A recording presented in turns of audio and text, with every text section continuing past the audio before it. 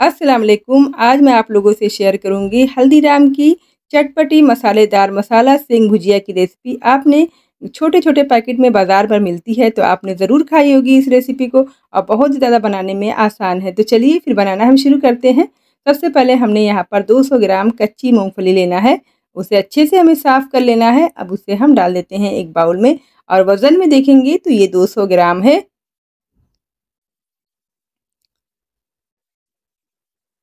तो इस मूँगफली को हमें एक बाउल के अंदर डाल देना है। अब इसके अंदर हम मसाले डालेंगे। तो यहाँ पर आधा चम्मच हम डालेंगे नमक, आधा चम्मच हम कलर के लिए डालेंगे कश्मीरी लाल मिर्च पाउडर। आप चाहे तो इसकी जगह कलर का भी इस्तेमाल कर सकते हो। आधा चम्मच डालेंगे धनिया पाउडर, आधा चम्मच डालेंगे काली मिर्च का पाउडर, आधा चम्मच डालेंगे भुने हुए ज़ीरे का पाउडर, आधा चम्मच हम डालेंगे आमचूर पाउडर खटाई के लिए। अगर आपके पास नहीं है तो आप इसकी जगह आधा लेमन का जूस भी डाल सकते हो। आधा चम्मच के करीब हम डालेंगे यहाँ पर ड्राई जिंजर पाउडर या सौंठ का पाउडर। एक चौथाई चम्मच डालेंगे हम हल्दी पाउडर। आधा चम्मच हम डालेंगे घर का गरम मसाला पाउडर। आपके पास जो भी हो आप डाल सकते हो, बाहर वाला हो तो बाहर वाला भी डाल सकते हो। 2 टेबल स्पून या 3 टेबल स्पून हम इसके अंदर पानी डाल देंगे, ताकि जितनी हमने मसाले डाले हैं मूँगफली के साथ अच्छे से कोट हो जाए। तो देखिए अच्छे से मूँगफली के अंदर कोट हो गई है। और इसका एक फ़ायदा और होगा, जब हम मूँगफली को मसाले के अंदर लगाएंगे तो मसाला जब पकेगा तो अंदर से मूँगफली भी पकती है। अगर आप पानी नहीं मिलाएंगे तो मूँगफली अंदर से जल जाएगी। तो इस बात का आप ज़रूर ध्यान दीजिएगा, पानी को आपको ज़रूर डालना है। अब यहाँ पर हम डालेंगे बेसन। तो यहाँ पर हमने लिया है आधा कप बेसन। मूँगफली का आधा हमें बेसन लेना है। 2 चम्मच हम डालेंगे यहाँ पर चावल का आटा, जो हमारी मूँगफली को बहुत ही ज़्यादा क्रिस्पी बनाएगा। अब 1 चौथाई चम्मच हम डालेंगे हींग। तो सारे मसाले को आपको जितनी स्पाइसेस हमने बताए हैं सारे को डालना है। अब मूंगफली को हमें क्रिस्पी बनाने के लिए हम डालेंगे 1 चौथाई चम्मच बेकिंग सोडा। बेकिंग पाउडर का इस्तेमाल नहीं करना है। अब जितनी चीज़ें हमने डाली हैं अच्छे से, जो पानी हमने डाला था मूंगफली के अंदर, पहले बेसन और जो हमारा राइस फ्लोर था, अच्छे से उसे हमें कोट कर लेना है। फिर उसके बाद हम डालेंगे 2 से 3 टेबल स्पून हम डालेंगे रिफाइंड ऑयल।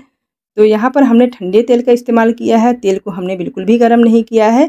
अब देखिए मूँगफली और जो चने का आटा था अच्छे से देखिए कोट हो गया है। अब थोड़ा-थोड़ा करके हम इसके ऊपर पानी छिड़केंगे।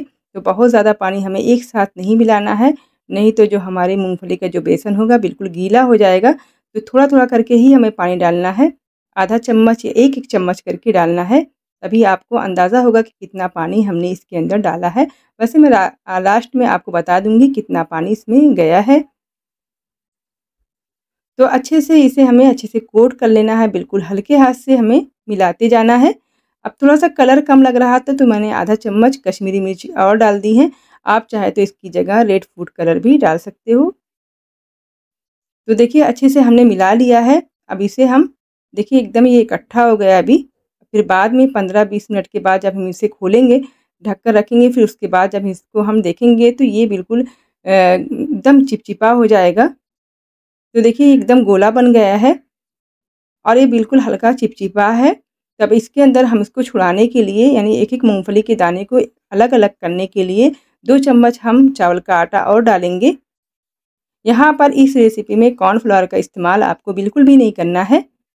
तो यहाँ पर 2 चम्मच हमने राइस फ्लोर डाल दिया है। अब देखिए अच्छे से इसे हम निकालेंगे तो सारे जितने मूँगफली के दाने हैं एकदम कोट हो जाएँगे चावल के आटे से और अलग-अलग हो जाएँगे।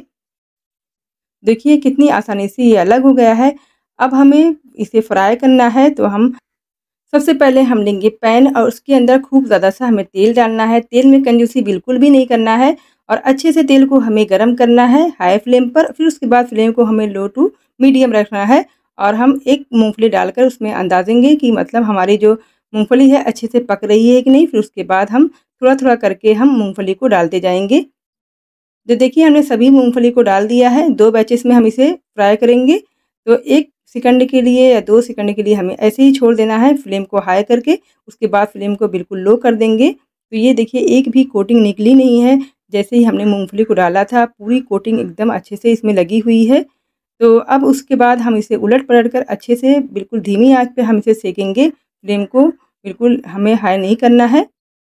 लो फ्लेम पर ही हम सेकेंगे ताकि मूँगफली के दाने भी अच्छे से अंदर तक पक जाएँ। तो देखिए कितना अच्छा सा कलर आ गया है और एक भी मूँगफली का दाना देखिए छूटा नहीं है कि हाँ बेसन से अलग हो गया है। तो इसी तरह से देखिए उलटते-पलटते हुए आप इसे सेक लेना है।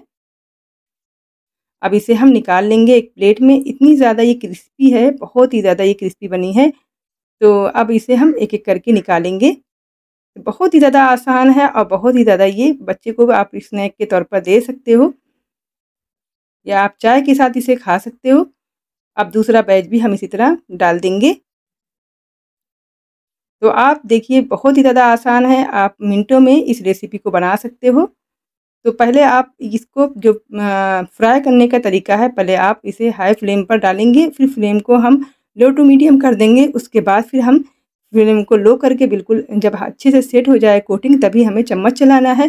तो कुछ थोड़ी-थोड़ी सी बातें होती हैं जो आपको ध्यान रखनी है। तो बिल्कुल आपकी मार्केट स्टाइल आपकी मूँगफली घर पर बनाकर मिनटों में तैयार हो जाएगी।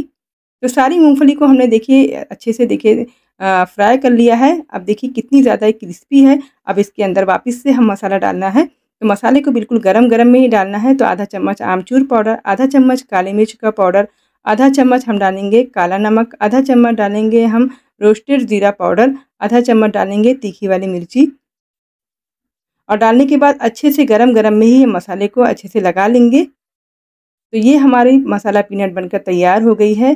देखिए कितनी ज़्यादा क्रिस्पी और बहुत ही ज़्यादा खस्ता बनी है। तो आप लोग इस रेसिपी को ज़रूर ट्राई कीजिएगा अपने घर पर, चाय के साथ, बच्चों के साथ भी आप एंजॉय कर सकते हैं। अभी मैं आपको तोड़कर दिखाती हूँ। देखिए कितनी ज़्यादा क्रिस्पी, दिखने से ही लग रही है कितनी ज़्यादा क्रिस्पी है। तो ज़रूर रेसिपी को ट्राई करना, फैमिली और फ्रेंड में और दोस्तों में ज़रूर शेयर करना और कमेंट करके बताइएगा कि मेरी आज की रेसिपी कैसी लगी। इंशाल्लाह फिर मैं हाज़िर होंगी नेक्स्ट रेसिपी के साथ। तब तक की दुआ मुझे याद रखिएगा। अल्लाह हाफ़िज़।